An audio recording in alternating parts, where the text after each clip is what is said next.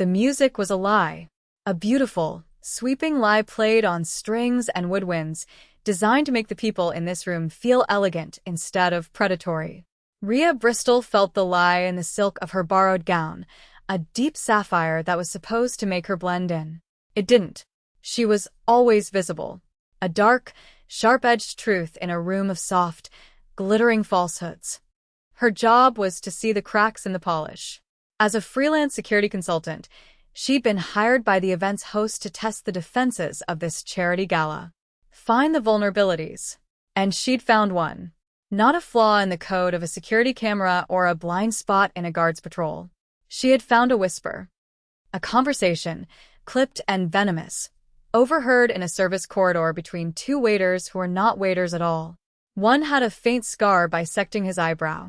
The other had the coiled stillness of a man who knew how to break things. The words were simple. Target is Tanaka. 7 minutes from the crescendo. Rooftop sniper. Clean. Rhea's blood went cold. This wasn't a test. This was real. Her protocol was clear. Alert her client, extract, and let the professionals handle it. But her client was across the ballroom, flanked by politicians. The two fake waiters were already melting back into the crowd. There was no time. 7 minutes. The orchestra was already swelling, building toward the peak of the waltz. She scanned the crowd, her gaze sweeping over jewels and forced smiles until it landed on him. Kaito Tanaka. He was unmistakable. Even without knowing his name, she would have known he was the one who mattered. While others postured and preened, he stood in a small circle of his own men, an island of absolute stillness. His suit was a custom piece of charcoal gray, so perfectly tailored it seemed less like clothing and more like a second skin. He held a glass of whiskey, but he wasn't drinking. He was observing, his eyes dark and unreadable. A faint trace of intricate blue-black ink peeked from beneath the starched white cuff of his shirt as he shifted his weight. Yakuza. The whispers about him were as lavish as the ballroom itself. Head of the Tanakagumi, the most powerful and disciplined clan in Tokyo. A man who moved through the city's underworld like a surgeon, all precision and cold steel. The crescendo was coming. Maybe 4 minutes now. Panic was a luxury. Action was a necessity. She started moving. Not running, but weaving through the dancing couples with a purpose that parted the crowd before her. Her heart hammered a frantic rhythm against her ribs, a counterpoint to the elegant music. She told herself it was survival instinct. It was her professional duty. She ignored the other, more terrifying thought, that she could not stand by and watch a man be executed, no matter who he was. She reached his circle. His men, all in identical dark suits, tensed. One shifted his weight, his hand moving infinitesimally toward the inside of his jacket. Rhea ignored them. Her focus was entirely on Kaito Tanaka. He watched her approach, his expression a blank canvas. No curiosity, no welcome. Just a quiet, waiting intensity. He didn't just see a woman in a blue dress. He saw every calculation in her stride, every ounce of desperation she was trying to conceal.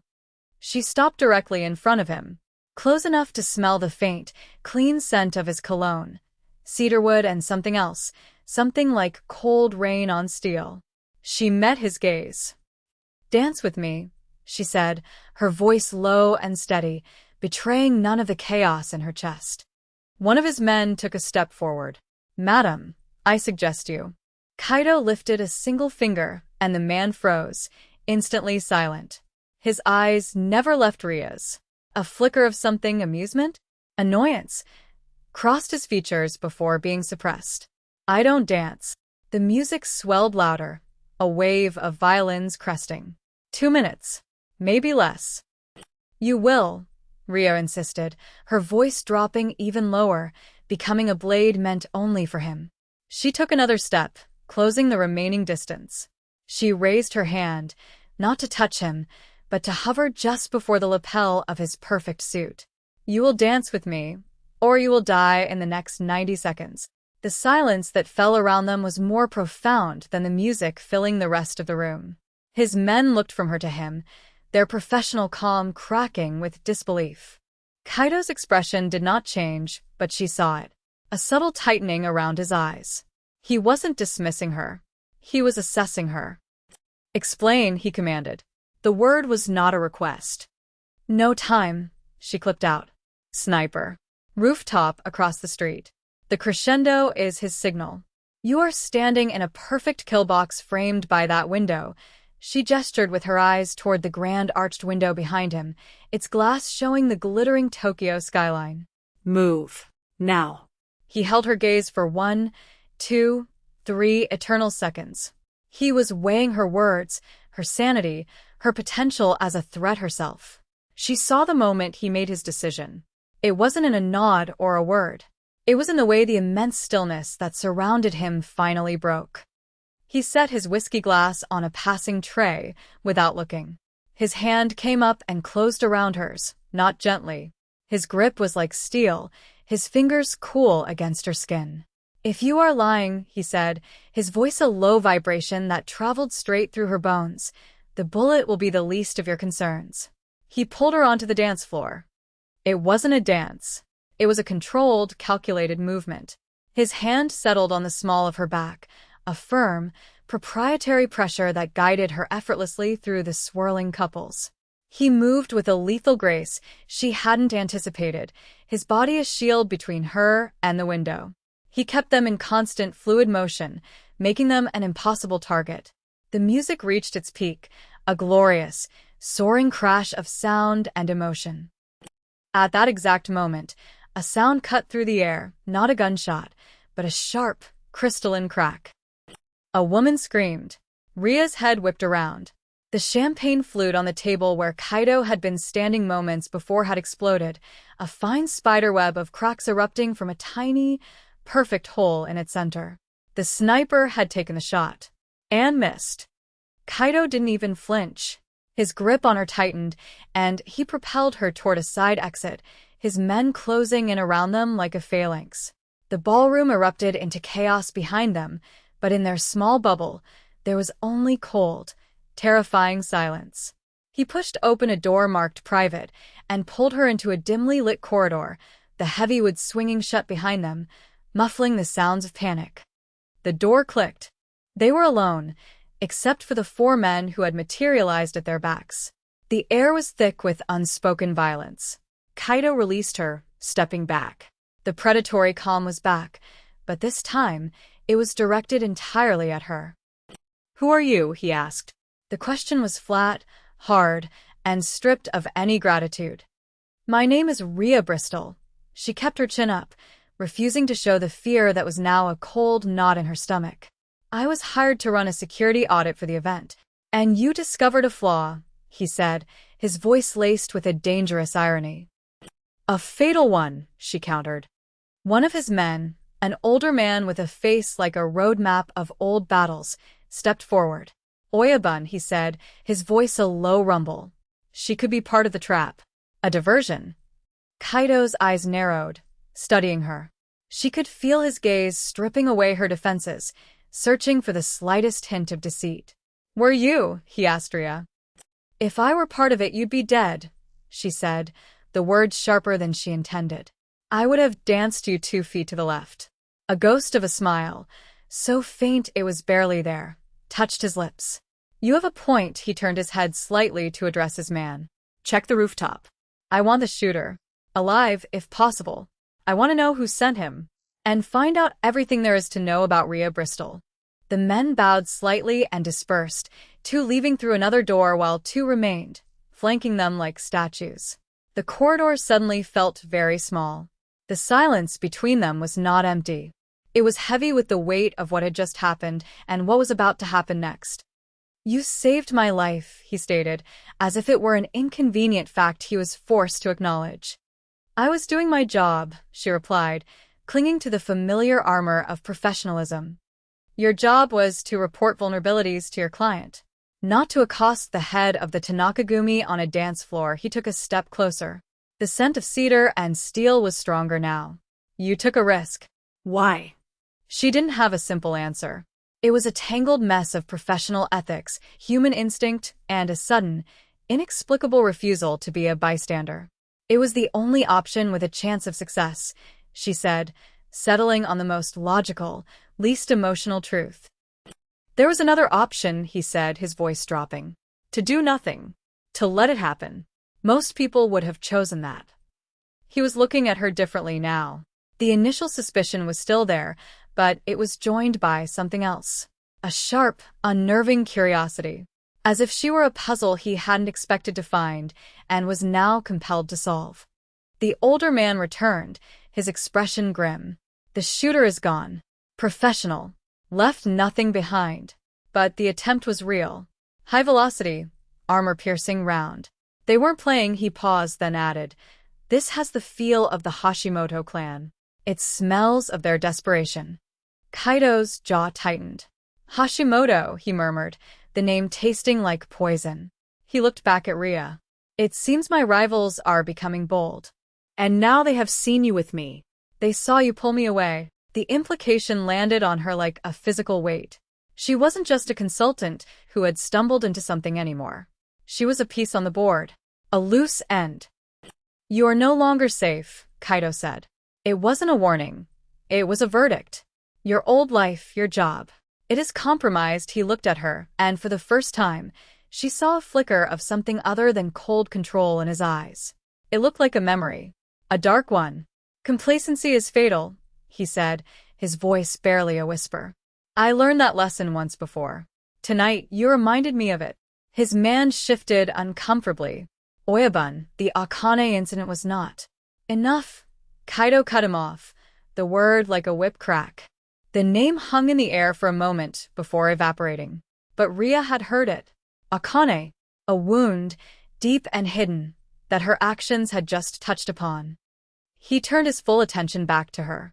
"You cannot go back to your hotel. You cannot contact your client. Until I understand the scope of this betrayal, you are a liability. To them and to me." "So what happens now?" she asked, her voice steady despite the floor dropping out from under her world. "Now," he said, taking another deliberate step toward her, his presence consuming the air in the narrow hall. "You become my problem to solve. And I am very thorough with my problems." He led her through a labyrinth of service corridors to a private elevator that ascended directly to the hotel's penthouse suite. It was a world of brushed steel, black leather, and floor-to-ceiling windows that offered a god's-eye view of the city he controlled. It was beautiful, sterile, and it felt like the most luxurious prison she had ever seen. For 2 days, she existed in that suspended reality. Kaido's men were ghosts, present but unseen. They brought her food, clothes, a laptop with a secure, untraceable connection. Kaido himself was a fleeting presence. He would appear without warning, standing in the doorway, watching her with that same unsettling intensity. He never stayed long. He would ask a few curt questions about what she'd seen, what she'd heard, then vanish again. During those long hours, she did what she did best. She gathered information. She used the laptop he provided to dig, carefully circumventing the monitoring software she knew was there. She learned about the escalating war with the Hashimoto clan, a rival organization desperate to seize Tanaka territory. And she learned about Akane. Akane was his predecessor's wife, a woman known for her grace and sharp mind. She had been a mentor to a young Kaido. 5 years ago, she was killed by a car bomb at a public event, a security failure that Kaido, then a rising lieutenant, had personally overseen. The shame of that failure had forged him. It was the reason for his obsession with control, his surgical precision. He had failed to protect a woman he was sworn to, and he had never allowed himself that vulnerability again. Until now. On the 3rd day, he came into the suite and did not leave. He carried 2 glasses and a bottle of expensive whiskey. He set them on the low table between the leather sofas and sat down, gesturing for her to join him. "My men have confirmed your identity," he began, pouring the amber liquid. "Ria Bristol, top of your class. Left a promising government career to work for yourself. You value your independence." "I did," she said, her voice quiet. "The Hashimoto clan is asking about you," he continued, his voice devoid of emotion. A black woman in a blue dress who was with me moments before the attempt. They are putting the pieces together. They think you're my associate. Or my weakness. He pushed a glass toward her. They're half right. You are not my associate. The unspoken words hung in the air. You are my weakness. They have a traitor in your organization, Rhea said, changing the subject. The waiters who planned the hit, they knew your schedule. They knew where you would be standing. The sniper was a contingency. The real threat is someone close to you. He looked at her, his dark eyes searching hers. You see things as they are. It is a rare quality. He took a slow sip of his whiskey. I know there is a traitor. His name is Ryota, my second in command. The man I trusted like a brother. The admission was stark cold. A betrayal that would cripple another man, but Kaito spoke of it as if it were a tactical problem to be solved. Why are you telling me this? Rhea asked. Because you are involved, he said simply. And because Ryota knows I would never put an innocent person in the line of fire. He assumes I will have you sent away. He will be watching for that. He will try to intercept you, to silence you before you can identify the men you saw. A cold dread washed over her. He was offering her an out, but it was a path straight into the enemy's hands. And the other option? You stay, he said. Here. With me. Where he cannot reach you. Where you become a visible symbol. A declaration that I am not afraid. He was giving her a choice, but it was an illusion. To leave was a death sentence. To stay was to step fully into his world, a world of violence and shadows from which there was no return. She thought of her small apartment, her quiet life, the independence she had cherished. It all seemed like a lifetime ago. I could have run from that ballroom, she found herself saying, the words surprising her. I could have done nothing.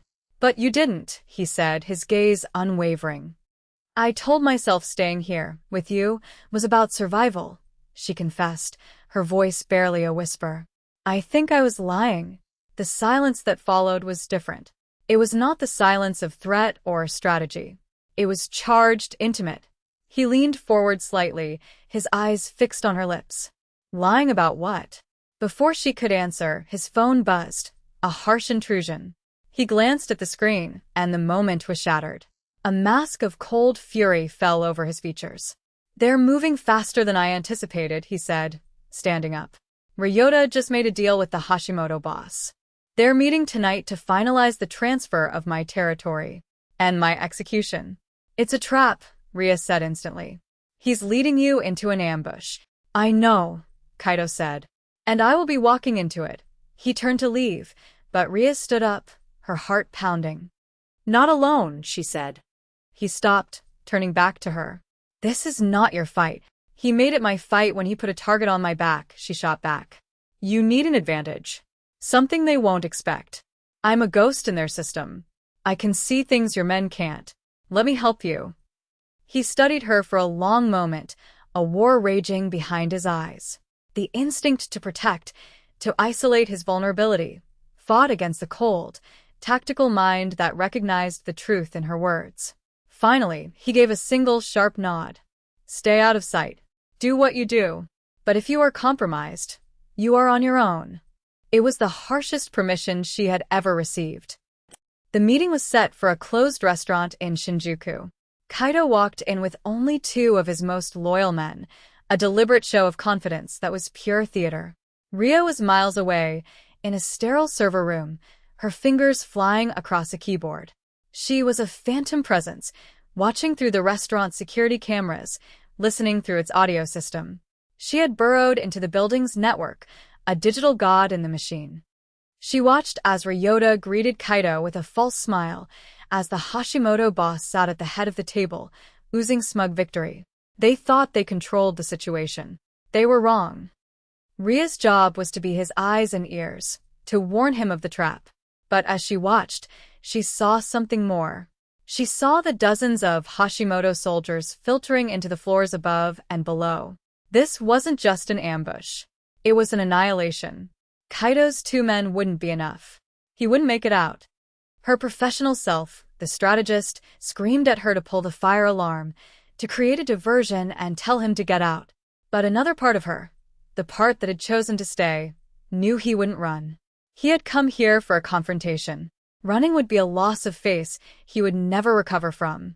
He needed an edge, not an escape. She crossed a line. It wasn't just a professional one anymore. It was a moral one. She bypassed the building's emergency systems and plunged the entire restaurant into absolute darkness. Simultaneously, she hijacked their encrypted comms, flooding their earpieces not with static, but with a high-frequency feedback loop that was disorienting and painful. Then she did one more thing. She isolated the audio feed from Kaito's location and broadcast his voice, cold and clear, over the restaurant's PA system. "You should have known, Ryota." His voice boomed through the chaos. "A rabid dog only knows how to bite the hand that feeds it." In the flashing emergency lights, she saw the carnage unfold on her screen. Kaito moved through the darkness, like he was born in it. The fight was brutal, swift, and certain. He was not a brawler. He was an executioner. He moved with that same surgical precision she'd seen in the ballroom, every action deliberate, lethal, and final. When the lights came back on, Kaito was standing over the Hashimoto boss. Ryota was on the floor, his betrayal paid for in blood. The remaining Hashimoto soldiers had fled.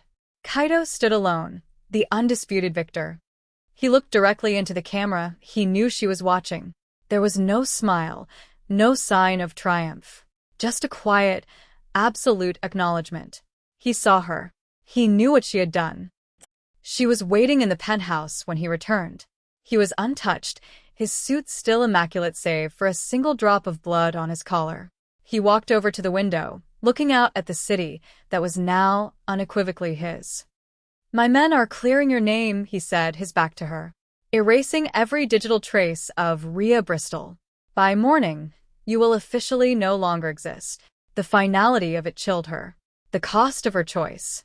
Her old life wasn't just compromised, it was gone. "What happens to me?" she asked. He turned to face her. He walked toward her until he was standing, so close she could feel the heat radiating from his body. He reached out and gently brushed a stray curl from her face, his touch surprisingly soft. Ryota's last words were a question. Kaito said, his voice a low murmur. "He asked me what you were to me." "And what did you say?" she whispered. "Nothing," he replied. "I simply showed him." He let his hand drop, his gaze intense. "He thought you were a weakness I needed to hide. He was wrong. You are not my weakness. You are the measure of my reach. A testament to the fact that there is no corner of this world my enemies can touch without my knowledge." It was not a declaration of love. It was a statement of fact. A claim. He was the Empire, and she was his most valued, most dangerous territory. He didn't ask her to stay. He didn't need to. The choice had already been made, in a ballroom, in a whisper, in an act of violence, and a plunge into darkness. This was her world now. He stepped back, creating a small space between them, and gestured to the sprawling city below. The lights glittered like a million shattered promises. "This is your life now," he said, his voice quiet but absolute. "If you choose it." Rhea looked from the city back to him. He was a shadow carved into the shape of a man, a king in a kingdom of night. He offered no promises of safety or happiness. He offered only what he was, a dangerous, certain truth in a world of lies. She thought of the woman she used to be, the one who audited security systems and valued her independence. That woman was a ghost. Rhea looked at her reflection in the dark glass of the window, seeing the city superimposed over her own face. She saw his reflection, too, standing just behind her, a silent, powerful presence at her back. She did not run. She did not look away. She simply held his gaze in the glass and gave a slow, deliberate nod. The choice was made.